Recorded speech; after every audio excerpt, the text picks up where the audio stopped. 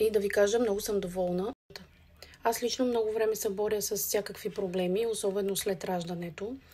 Зачервявания, чувствителна кожа, често ме сърби от много неща, дори навън като излезна само от въздуха.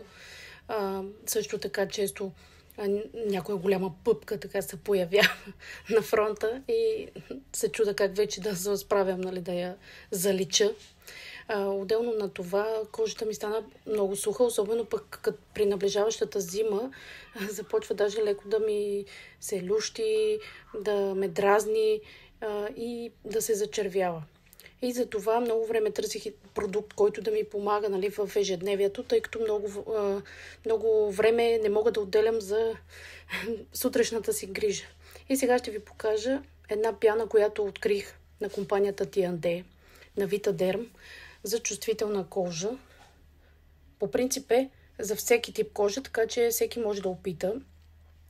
И да ви кажа, много съм доволна. Много бързо така показа ефект върху моята кожа и съм много щастлива от резултатите, които получавам. Пяната е плътна, мирише страхотно, като с 2 помпички фактически си измивам цялото лице. Забелязах също, че и много лесно премахва и грим. Така че ви препоръчвам, ако искате да си поръчате, може да ми пишете в коментар.